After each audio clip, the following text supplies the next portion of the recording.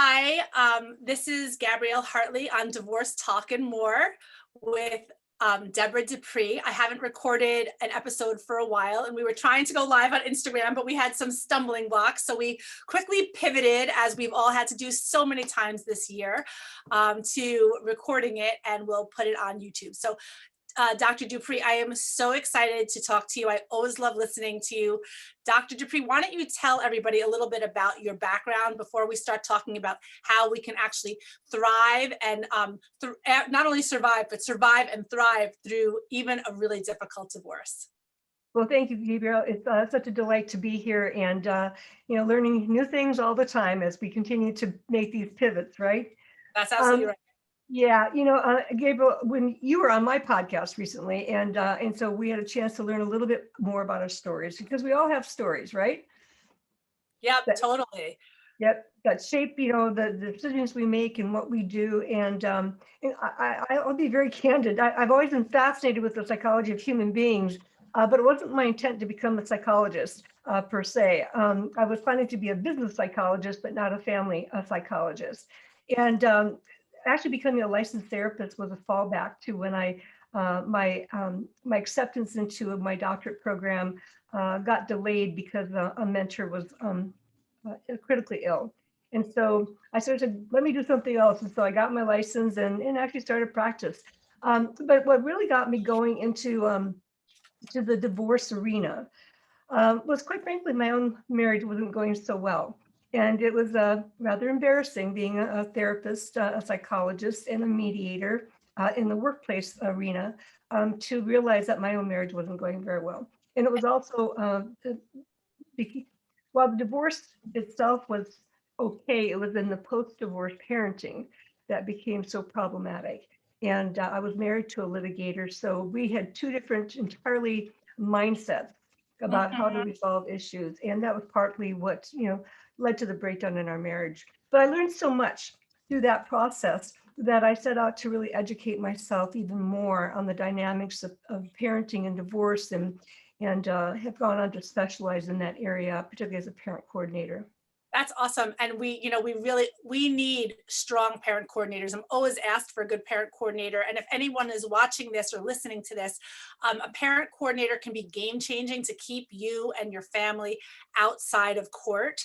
Um, and can really help you to navigate through and beyond even really complicated situations. Now, I understand that there are 9 emotional triggers, and I would love to hear what they are.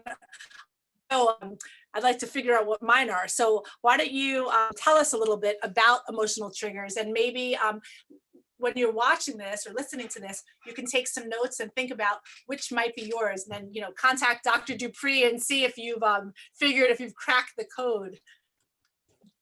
Very good. Yes, there are some common areas that we naturally get triggered with, and I think one of the first ones is really around the sense of abandonment in the marriage, and that can show up in all kinds of ways. But a sense of being isolated or abandoned is huge for people. And and so it really plays itself out in many interesting ways. I'm actually going to pull up my little PowerPoint here so that I can make sure that I don't miss out on any of them, because our brains only are good for remembering about 3 to 5 things. And so I can Yeah. always tell people the first 3 to 5, and then it's like, well, what was that other one? Even though I deal with it all the time. And so it Yeah. was just Like when somebody's in front of you, you're like, oh, you're suffering from this or that. yeah, yeah, So yeah. And so another one is rejection. And that sort of goes hand in hand a little bit with the abandonment, because if we feel rejected, then we may feel isolated or abandoned as well. And with that, and so we get hurt to the core. And so when we get emotionally charged, then we tend to respond in ways that are not helpful to how we show up. And so, then we might have resentment. If we feel someone is resentful or we're feeling resented, then that's another way to play itself out. And and so So I is just, resentment one of the 9? yeah, Abandonment, rejection, resentment. I'm just trying to capture them. Yeah, resentment, like, let's say, you have certain needs or wants in the relationship, or maybe in your lifestyle, or, how you parent. And so that resentment can build up into anger. And so then anger is another form of what we're talking about here. And, with that, it's really important to then, think about, well, what is coming up here? And so, that resentment, I talk about there's four core emotions, and anger is one of them. Now, that's the largest form of that emotion, but there are lots of subsets, like frustration, resentment is one of them, irritation, upsetness. So there are lots of different ways of that showing up for people. And, I'm just curious if any of those resonate for you right now, Gabriel. Um, I'm not feeling particularly, no, not really. I'm feeling pretty calm, I have to say. But in life, I'm impatient. So maybe that's frustration. That's like my core. Mhm. Um, I am interested, like I'd like to hear all nine, and then I'll tell you, what I think that I suffer from the most. So we've gone through abandonment, rejection, resentment. Now, anger is frustration and irritation. Are those two more, or are those under the subsection of anger? It did really be more into the subsection of anger. Yeah. And so, so I just pointed those out because, that feeling of anger generally starts out at lower levels. And then if those Mhm. needs around Builds those up. emotions aren't met, they build up to the point So, of where like you for get. instance, I might be frustrated or irritated because my partner does something that I don't like or that is inconsiderate.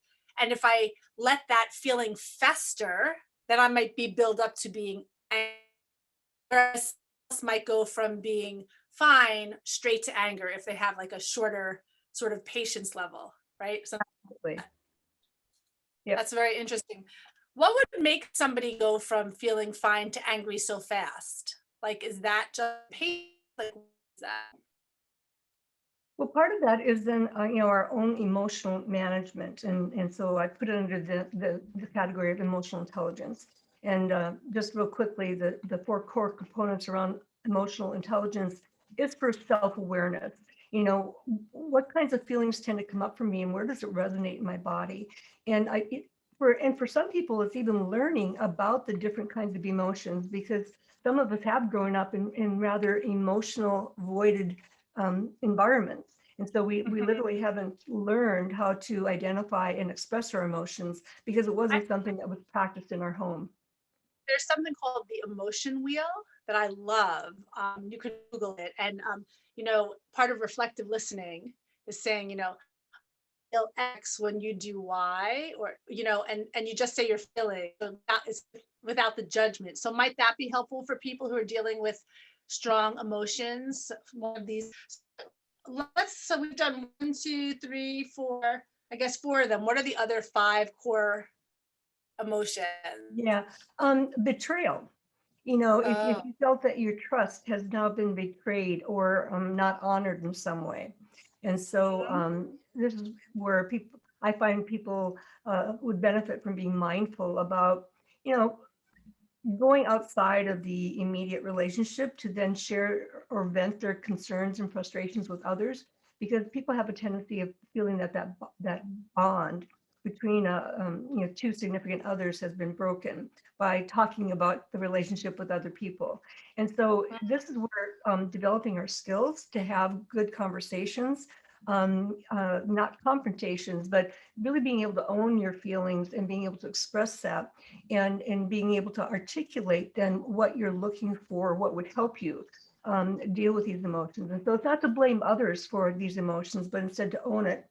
And then what's That's good. triggering that sense. I really like that idea of having a conversation versus a confrontation. So that might be, recognizing, do you feel abandoned? Do you feel rejected? Because maybe once we start having the conversation, even the conversation with ourselves, we can start to thrive, right? If we want to like not just survive, but we want to survive and thrive, we need to start getting calm. And so if you're feeling abandoned, rejected, full of resentment, anger, or betrayal, it may be really hard. And maybe you're the one who did some of this or is feeling some of this. Sometimes it could be coming at you, right? And how do you unravel? So what are the others? Yeah, sometimes it might be unjust or unfair treatment. So if somebody has treated someone poorly or you've treated somebody poorly, that will tend to trigger an emotional reaction then. And and some people, they might have like a very short fuse, right? Like something might feel unfair because maybe when they were young, they were the youngest born child and they always felt left out and they always have this sort of narrative that things aren't fair.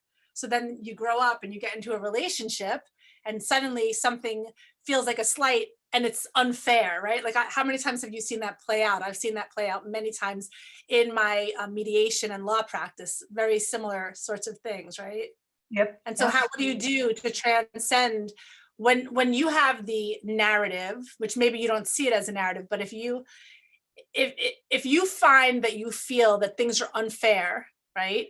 And you feel that your partner is minimizing, what do you do? How do you check yourself to make sure that you are overreacting? Maybe they're not gaslighting you, right? Like I know everybody talks about gaslighters and narcissists, but what if it's you? Then what do you do? Good question. What I would suggest to people is again, this is where that sort of introspection, that self-awareness becomes so important. Again, not to blame. I like to say, don't start blaming and shaming others for your emotions. Mhm. What's coming up for you, and where might they have originated from? Because a lot of this gets seeded in our early upbringing when we don't even know it. Okay, so it Right. does relate a But lot to how our parents treat us, our grandparents treat us, our siblings treat us. Because we have these emotional neuronal pathways then that get developed. And even though we are older, more mature, wiser, we may not have unraveled those emotional connections to current events. So do you have to actually unravel it, or is there a way to just retrain you hear everybody talking about neuroplasticity. Is Mhm. there a way to sort of override old ways of being without, doing psychoanalysis or something like that? Can you just decide and really change, or is it just going to be cognitive? Could it be heartfelt as well as head thought? Oh, yeah, and that's a wonderful question. In fact, I just wrote about this the other day, is that we don't necessarily need to go through years of psychoanalysis or psychotherapy. We don't. That's why I work so much around the mindset based on my training in neuroscience, that actually small shifts, small changes can create big outcomes. You're And singing my so, song. I'm all about small changes change everything. Habits, attitudes. Attitudes are like completely, and I know we're going to talk about that. I just want to make sure we get all the things. We have abandonment, rejection, resentment, anger, betrayal, unjust or unfair treatment. Any others? yeah, there are a couple that more to be considered here. Challenged beliefs. Like if you believe something and the other person strongly disagrees with you, that it could, we unfortunately have a tendency to communicate in ways that attack each other rather than converse with each other. Hmm. And so that can bring up a lot of emotional reaction too. And so for someone to challenge you, well, I don't see it that way. Well, why would you think that? All of those are very challenging kinds of words and tones of voice. And if we change the way we speak, like if we are the challenger and we change how we speak, I think that might impact our dynamic, right? Because these itty bitty changes are so unbelievable. Like, I mean, I've seen it in my own life. I see it with my clients. I do. I have like a whole sort of method to close really complicated divorces, and small changes, not anything giant, can just make all the difference. It's pretty incredible. So what else? There's a couple more, or is that the last one? Um, well, one, I might be adding too many to this now, but That's there okay. are nine. Another one is insecurities. I do a lot around communication styles because it gives us so much information in terms of behavior, timing, focal point, how we naturally react. And so there is a subset of our four communication styles that tends to be a little bit more insecure about themselves. Like, so what So would that look like? well, somebody who may behave in what I call uncertain or tentative, passive ways. They may be fearful to speak up for themselves because they either were always told to, well, I'll give you an example from my own upbringing, because I wasn't always so confident as I am now. But I grew up in a very large family on the younger end of 9 kids, and there was a 6-year gap between me. I was the oldest of the youngest three, and the next older six. So we were always the three little kids, and to be seen and not heard. I didn't know how to express myself. I did a lot of watching, which is why I think I'm a really great mediator today. But I really learned to read behavior and interpret behavior, and that's why psychology became such a passion of mine. But as I got older, I realized I'm not very happy not being able to articulate my thoughts and feelings, and I feel like I'm being taken advantage of or being shut down. And so I sort of entered my adult world not very secure about my skills and abilities. And so I see this all the time in my practice of both providing counseling, but also coaching for changes in behavior. And so so it's just building confidence and really taking a look at, well, what's contributing to this sense of insecurity or sense of, loss of self-esteem. And so there can be lots of things that come into play around that. And by developing your own, this is like the whole better apart thing too, like by activating your inner agency and your inner voice and your power, you'll actually start feeling like you're thriving, right? So you talk a lot about attitudes in family dynamics, and during divorces, how do you see that attitudes really play out with couples? Well, the 7 areas of, triggers of emotional responses definitely feed into this in terms of our day-to-day interactions with one another. And so again, when we're feeling these things and we're not really doing anything about them, again, these emotions can grow. And then that contributes to the attitude that we now have about the other person. Either anger about, them robbing of us of opportunities because they are so, you know, so challenging or unfair or whatever any one of these 9 triggers might be. But it does play hugely. We now, I mean, we've known for quite a while, with the study of neuroscience, but emotions do precede all cognitions. So if we're feeling hurt or feeling, some of these emotions that we just talked about, then that will create an attitude in us. And so this is where I talk so much about the mindset shift. Again, I like to challenge people with a 90-day program about, practicing the tips and techniques that I give to them. I've got a whole bank of videos, 3-6 minutes long that will share with them all these tips so that they can keep practicing them. Because we don't change behavior, we don't change emotion overnight. We need repetition to reinforce Right. retention. Yeah, I'm really fascinated by the whole idea of the habitual, like creating a habit of having a new attitude. Yeah. Isn't that like so interesting? Because, we all have these ideas, like, you may have grown up in a house where, there was people constantly calling each other, like, stop acting like a baby. Well, and then you might say, well, oh, that's just how I talk. Well, no, because that's your attitude and that impacts those around you. So I've also had to learn to be less sloppy in my language. Mm-hmm. The more careful I am about how I'm speaking, the more likely I'm going to be I'm less likely to off-put somebody else, right? And more likely to open more conversations. I might feel like I'm a little less sassy, right? Or funny, but a lot of that funniness is, right? So if we sort of take off the armor and we just allow ourselves to be more aligned with our values, I think we can actually thrive more, right? So like, to me, it seems like the more we focus on our children, we think about like how are our attitudes impacting our children's attitudes, how our attitudes, right? That inures to their benefit and inures to our benefit. So it's like a little bit of work up front, but over time, you're actually like creating a new, more positive legacy, because once you create this new way of being, new way of thinking, new habit, new neural pathways, then your kids watching you are more likely to pick it up. So they're not going to have to like even create the habit. That's just how they're going to be. And then you can break these negative cycles that get passed down intergenerationally. So for me, that's really exciting. So during a divorce, what do you like? What's a top tip that you might give to parents who are, let's say they're in a habit of having like negative, sassy conversations, and they, you're working with just one of them, and they feel like, well, it's not their fault because the other person is so difficult. What's your top tip for them?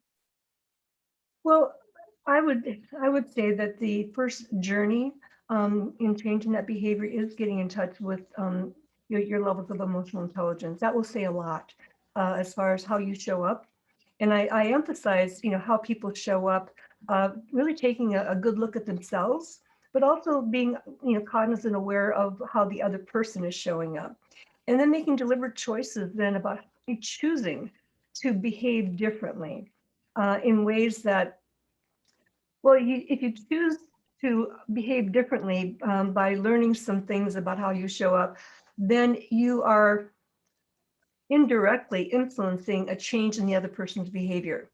Okay, I Right. can't change you directly, Gabriel, but if a pattern of behavior hasn't worked well for me and that I'm getting a response from you that is not a good one, and it makes me more upset, then I have a choice about how I show up so I can manage my own behavior so I don't get the same kind of response from you. So it is true. We can really change other people's behavior by changing our own responses to their behavior, to situations, to dynamics. I find this so fascinating. I see it playing out in my own life, and I see it working with my clients also. I do a lot of divorce strategy coaching with people in addition to online mediation.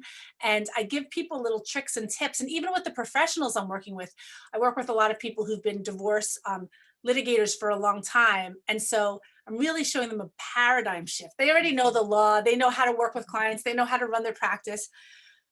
They know they want to do things in a better way, and yet they're in a habit of an attitude that's not serving them, right? And we're modeling behavior for our clients as divorce professionals.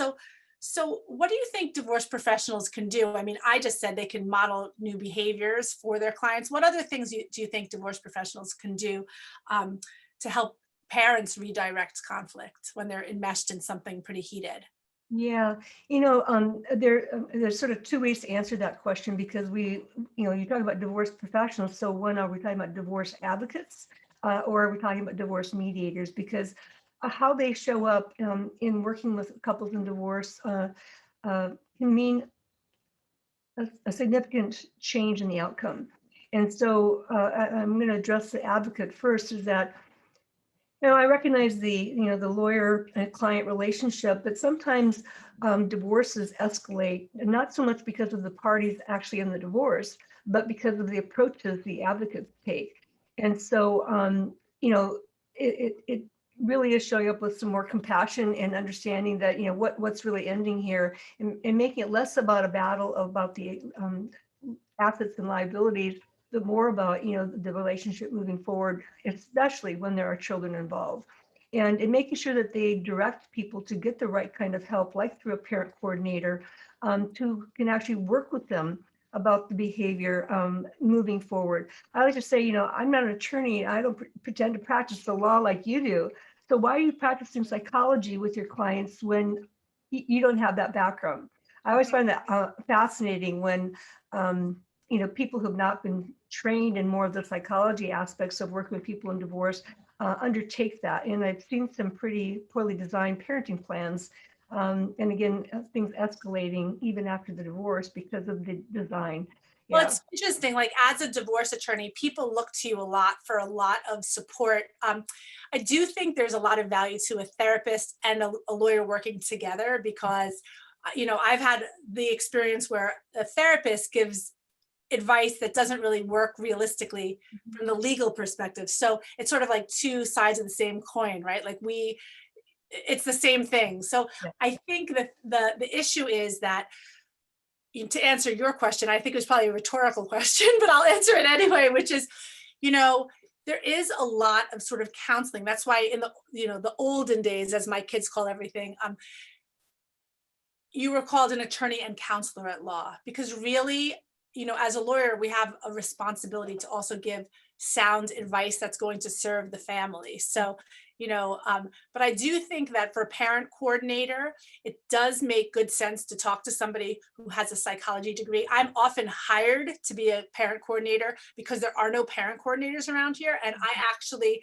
I'm always trying to find a psychologist to do it because that's not really what I want to do. I can do it because I've done so many of them. And also, personally, I grew up with parents who did it really well. And I was in a blended family and I've seen the way the different parents did it.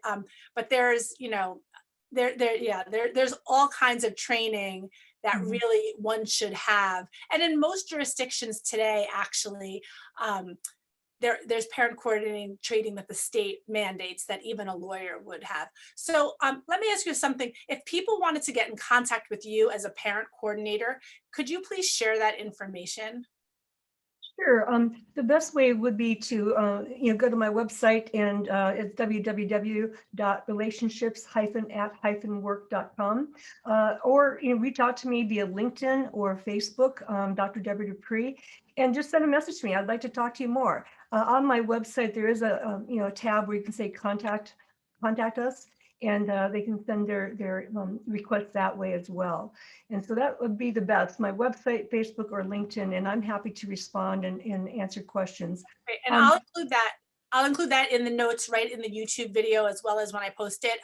Because if anybody here is listening to Dr. Dupree and thinking like, I really need that help, reach out to her. She is lovely. She is smart, accessible. She is really on it. She's got a lot of great experience. She lived it in many ways. And I would, really highly encourage you to reach out to her, see if it's a good fit. She's got programs. She also does work, I believe, one-to-one with some families. So, definitely worth reaching out. And if you would like to learn anything more, or if you enjoyed this video, go ahead and follow Divorce Talk and More on YouTube, and come over to Gabrielle Hartley ESQ on Instagram, or go and if you like reading, go to GabrielleHartley.com and read the Better Part blog, sign up for the newsletter, and you can receive it in your inbox every single week.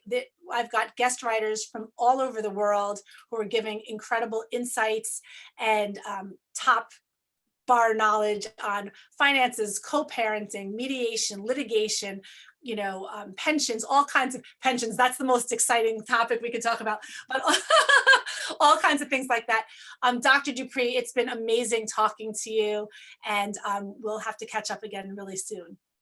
Thank you so much, Gabriel. It's been a delight being on your show. And again, I love what you have to offer. And I agree. I love working with attorneys and doing the family divorce and parenting things together. And parent coordinators can come from attorneys as well. It's just getting the extra training, just like I've had family law training. I'm not a Exactly. lawyer. So yeah, Exactly. it's a great I always partnership. say I'm not a therapist, but I play one on TV. So there you have it. Okay.